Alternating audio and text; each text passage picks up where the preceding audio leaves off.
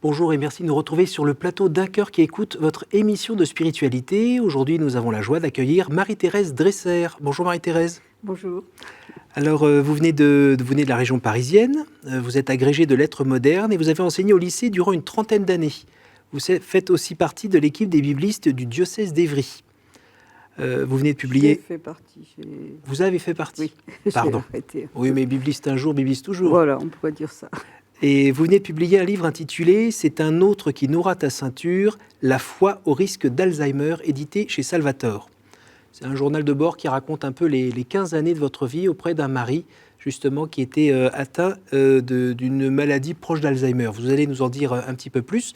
Juste avant, je vais vous demander de nous lire un extrait de livre que vous avez choisi. C'est un passage de l'Évangile de Jean, au chapitre 6, qui se situe après la multiplication des pains et le discours sur le pain de vie. À partir de ce moment, beaucoup de ses disciples se retiraient et cessaient de faire route avec lui. Alors Jésus dit aux 12, « Et vous, n'avez-vous pas l'intention de partir ?» Mais Simon-Pierre lui répondit, « Seigneur, à qui irions-nous ? Tu as les paroles de vie éternelle. Et nous avons cru, et nous avons connu que tu es le Saint de Dieu. » J'ai choisi ce passage très très connu parce qu'il m'a habité toute ma vie. Cette réponse de Pierre qui est en même temps une question, c'est un peu comme cela que j'ai vécu ma foi.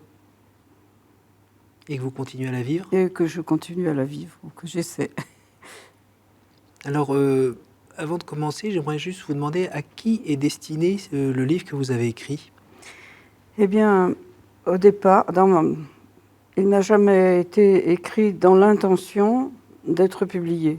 En fait, j'ai écrit au jour le jour parce que j'avais besoin de m'exprimer. Et puis ensuite, j'ai rassemblé, remis en forme pour mes enfants, pour qu'il y ait une mémoire. Et quelques proches qui m'ont conseillé de le publier, pensant que peut-être il pourrait aider des personnes qui vivent le même combat entre la foi, le désespoir, quelquefois la colère, quelquefois le rejet, mais la foi quand même. Est-ce que vous pourriez nous donner quelques éléments un petit peu sur votre vie? Vous étiez donc avec votre mari, avec le Christ qui était déjà présent dans votre vie, dans vos engagements. Racontez-nous un petit peu. Tout de suite. Enfin, nous nous sommes connus, ça fait bien des années, au centre Richelieu, qui s'est appelé ensuite le CEP, c'est-à-dire la communauté étudiante de la Sorbonne. Lorsque j'étais étudiante en lettres, mon mari étant étudiant, lui, dans une grande école, était... ingénieur? Oui, ingénieur des télécommunications. Et nous avons ensemble fait plusieurs fois le pèlerinage de Terre Sainte. Donc nous avons une vie de foi commune depuis le début. Vous avez croisé celui qui deviendra ensuite Monseigneur Lustiger sur votre route aussi? C'est lui-même qui a présidé à notre mariage, oui. Mais je dois dire que je dois beaucoup.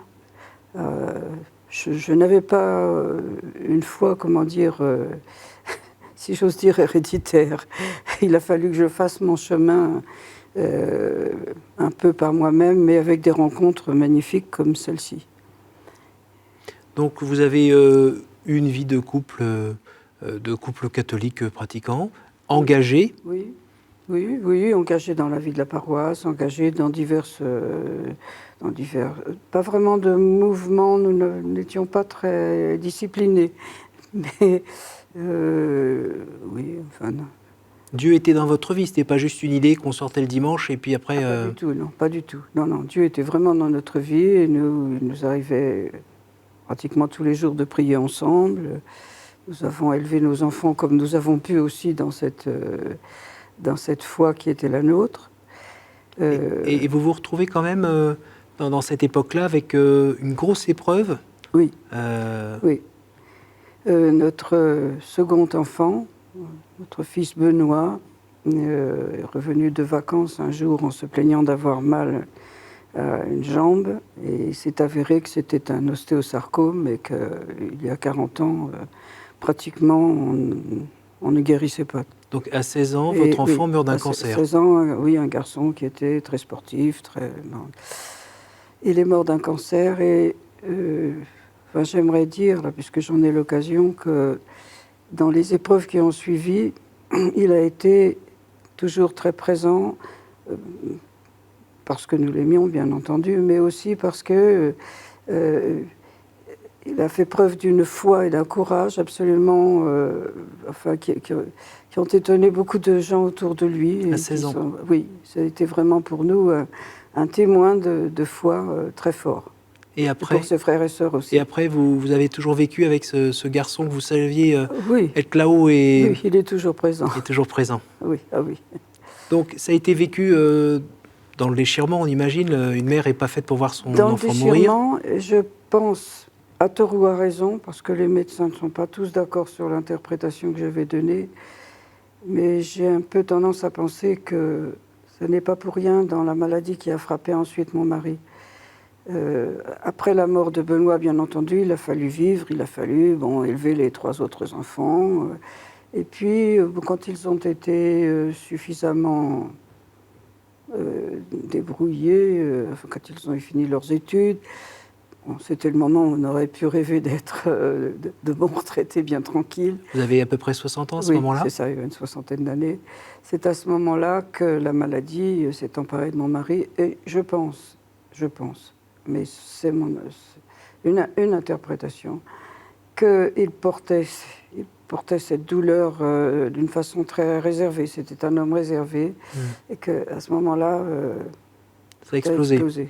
Sachant que ça commence pour votre mari par un petit cancer alors, il qui est soigné, dont il guérit. Cancer, non, pas un petit cancer quand même. Non, il a eu un cancer du côlon, 4 grosses opérations. Mais bon, de ce cancer, il a guéri. Voilà. Oui. Mais donc là, éventuellement, vous avez pu vous dire, ça y est, moi j'ai donné. Là, voilà, c'est ça, on avait l'impression que... à nous la retraite un peu tranquille. Et là, c'est un TGV qui vous arrive en pleine figure. Oui. Qu'est-ce qui se passe pour votre mari ? C'est lui-même qui s'est rendu compte de ses défaillances. Il travaillait encore, il avait monté une petite entreprise parce que, pour des raisons professionnelles un peu compliquées. Et lui-même s'est rendu compte qu'il avait des défaillances de langage. Il me disait, je ne sais pas ce qui m'arrive, je commence une conversation au téléphone et brusquement, je ne sais plus ce que j'ai dit. Alors, c'était pas de la fatigue, du surmenage à ce moment-là, c'est ce qu'on se dit. Alors, c'est ce que je lui ai dit. Je lui ai dit, tu vas bientôt être en retraite, tu es fatigué, ça va s'arranger. Bon. Mais comme ça ne faisait qu'augmenter, on a fini par aller voir un neurologue qui, hélas, a mis le doigt dessus tout de suite. C'était la maladie qui a duré 15 ans, qui l'a conduit jusqu'à une dépendance totale. Progressivement, naturellement.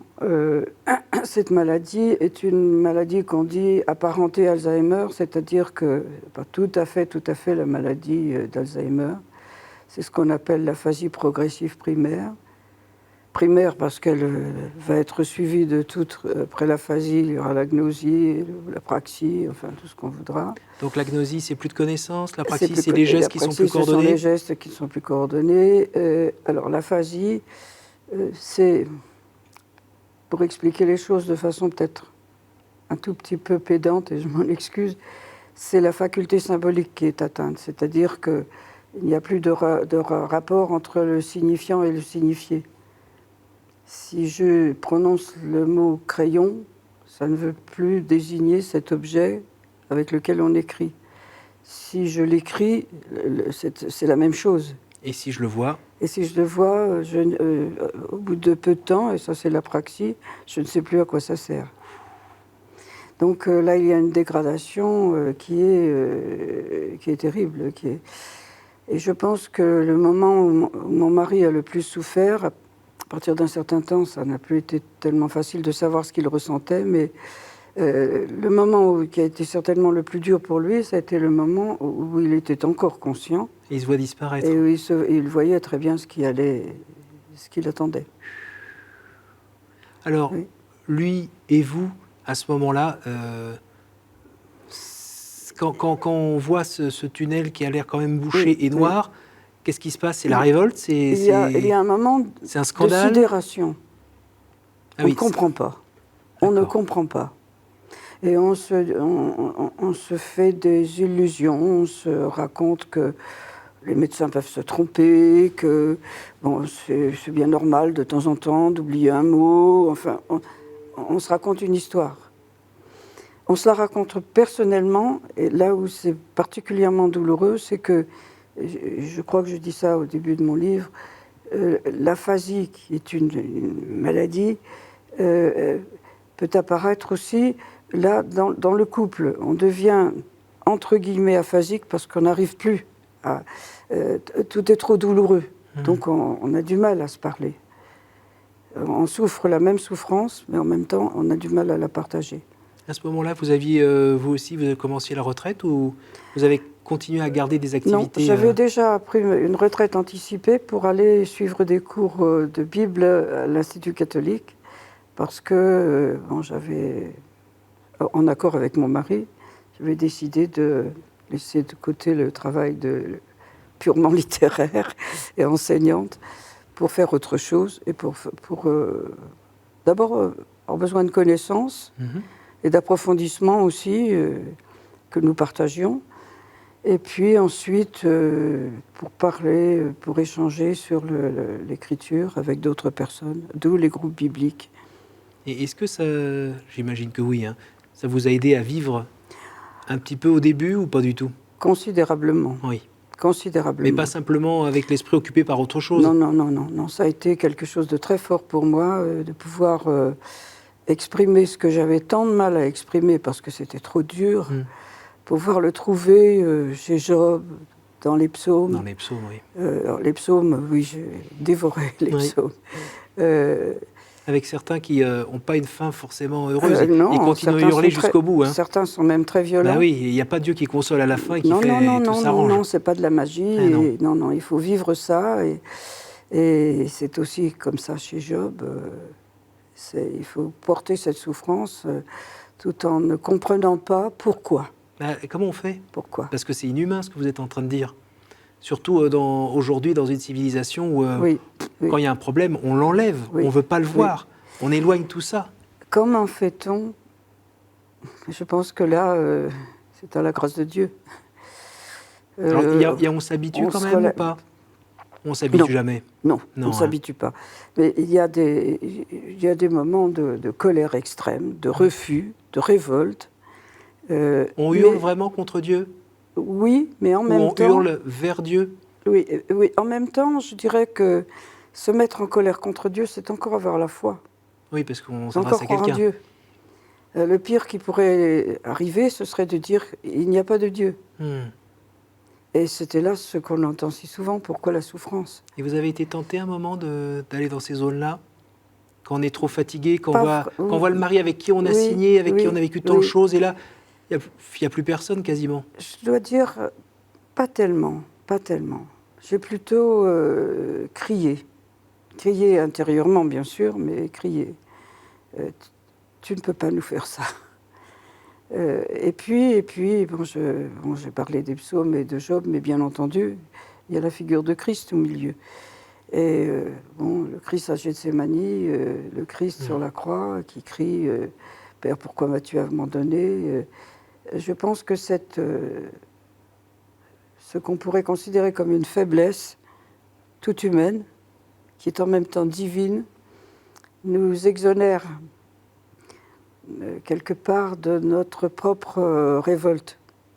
Alors, je ne dis pas qu'il y a eu révolte pour Jésus, je n'en sais rien, personne ne le sait, mais il y a quand même un mouvement de recul en face de la souffrance.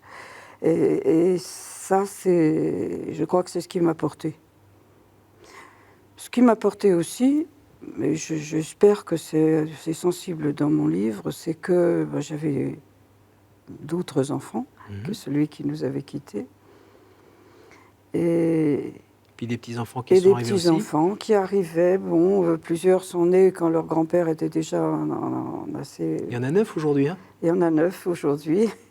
Donc, oui, alors j'ai servi de confidente aux plus grandes, garde-enfants aux plus petits, enfin, oui, et puis les amis, et puis, oui, je crois que j'ai été quand même toujours capable, me semble-t-il, de voir ce qu'il pouvait y avoir de beau dans la vie. Alors, vous allez nous dire ça, mais juste avant, vous venez de parler du Christ et ça me fait penser à une question. Certains disent que les épreuves humaines avec des degrés de souffrance vraiment très élevés sont une façon, alors ils le disent, moi je ne peux pas le dire, mais je reprends leurs propos, de participer, voire de compléter l'agonie du Christ sur la croix. Dans un passage de mon livre, je me suis élevée contre cette idée parce que quelqu'un m'avait prêté un livre très édifiant qui expliquait en termes magnifiques que, au fond, plus on souffrait, plus on était proche du Seigneur. Ça m'a horrifiée. Pour moi, Dieu n'est pas celui qui veut que nous souffrions, mais qui est avec nous quand nous souffrons, ce qui est complètement différent. L'incarnation, c'est ça, c'est Dieu qui a tellement d'amour pour les hommes qu'il vient là et puis il est là pour donner la main et pour dire encore un pas, encore un pas, encore un pas. Et vous avez senti qu'il vous donnait la main? Oui, souvent. Quelquefois, la main lâchait, ou c'est moi qui lâchais la main, plus exactement, sûrement même. Et ça s'exprimait comment? Parce qu'on a bien l'image de la main Alors, donnée. oui, alors je parle quelquefois des petits miracles du quotidien. Les grands miracles me font un peu peur. Pourquoi? Premièrement, ils ne sont pas fréquents. Et deuxièmement, cette intrusion du mystère dans la vie, je crois que c'est pas ça la vie. Alors bon, c'est très bien, quand quelqu'un de paralytique est guéri à Lourdes, je m'en réjouis, oui, comme tout le monde, bien entendu. Il y a des grâces de ce genre, mais qui ne sont pas pour tout le monde. À Lourdes, tout le monde n'est pas guéri. Et puis Dieu se présente pas dans la tempête en premier. Hein. Voilà, exactement. Exactement. Mais dans la tempête, justement, vous faites bien de dire ça, parce que ça, c'est un passage qui m'a beaucoup, beaucoup habité. C'est la marche sur les eaux. Quand Jésus demande à Pierre de marcher sur les eaux, Pierre s'en va bravement, et tout d'un coup, le doute. Et plouf. Et il se reprend grâce à la présence de Jésus, et il a ce mot magnifique. Jésus a ce mot magnifique. N'aie pas peur, c'est moi. Ça, c'est la traduction en français. Mais cette traduction est une mauvaise traduction parce qu'on n'a pas d'autre moyen de faire. En grec, c'est « n'aie pas peur, je suis ». Et je suis, c'est le nom de Dieu. Et Pierre, alors à ce moment-là, a découvert en Jésus cette présence innommable, mais magnifique. Alors, sans avoir rencontré le Christ physiquement, vous disiez tout à l'heure cette main donnée par Dieu, oui, donc par les petits signes du quotidien, oui, la providence, oui, mais aussi un sentiment de ne pas être toute seule en fait à... Oui.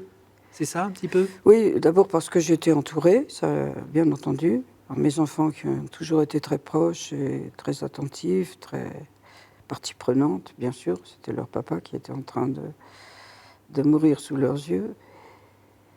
Mais aussi, j'appelle les petits miracles quotidiens des choses très très simples.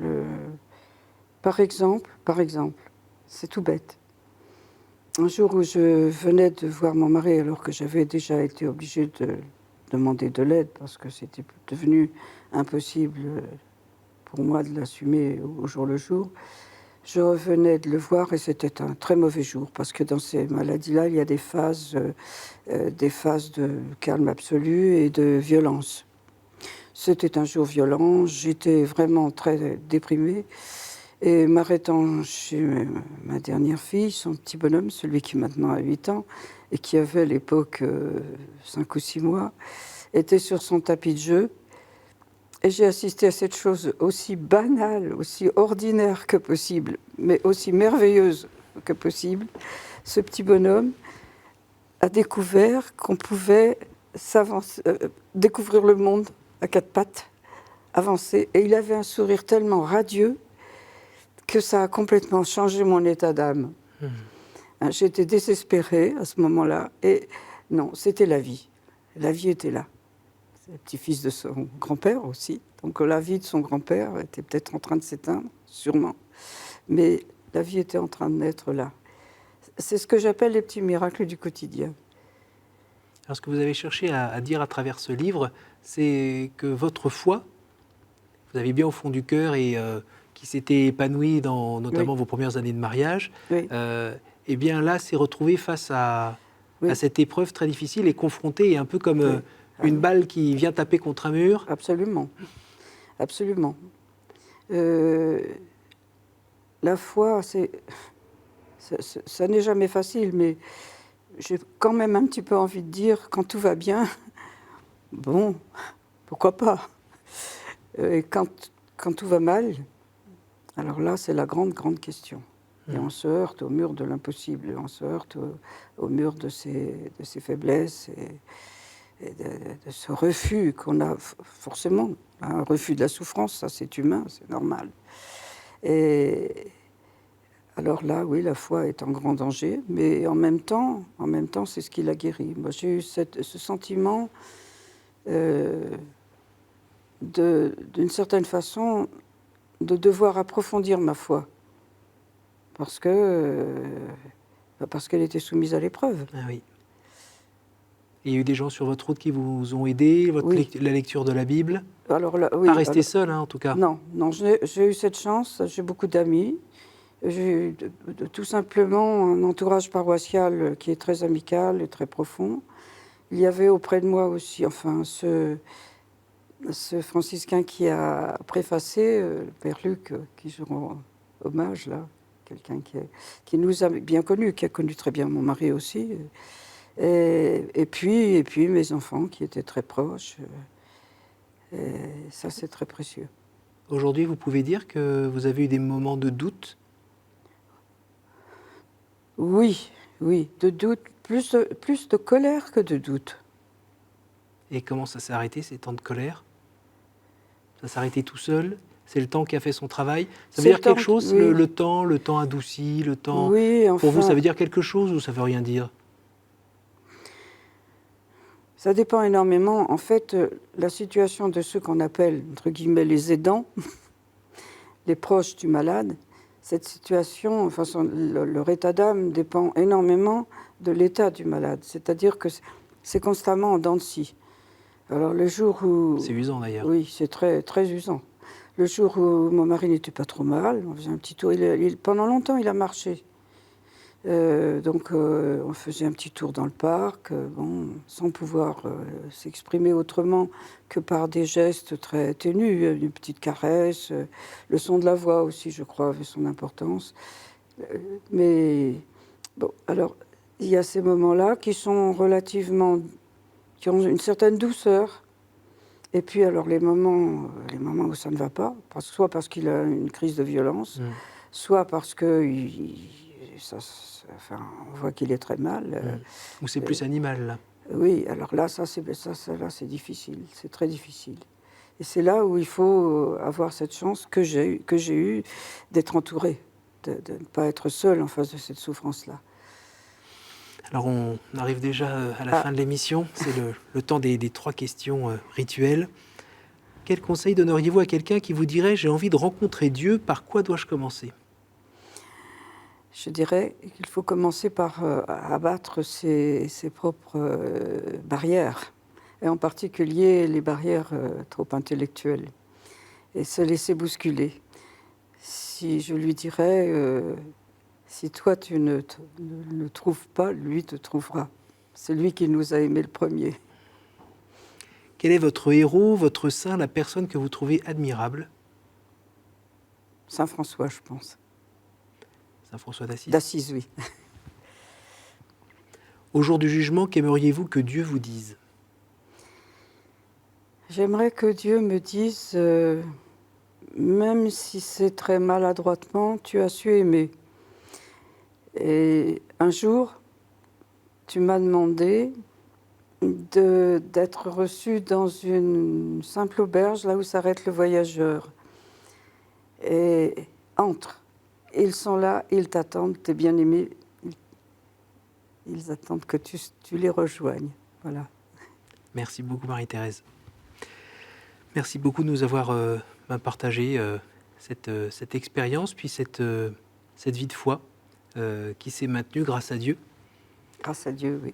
Merci à vous tous pour votre fidélité. Si vous voulez revoir ce témoignage et tous les autres, vous pouvez aller sur notre site ktotv.com. Donc je vous rappelle aussi le livre paru aux éditions Salvator sur le sujet. Pardon, je vous laisse redire le titre.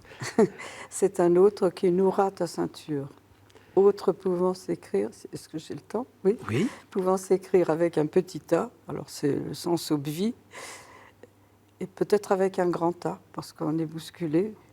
On va sur un chemin qu'on n'avait pas prévu du tout. Merci Marie-Thérèse, merci à vous tous et à la semaine prochaine.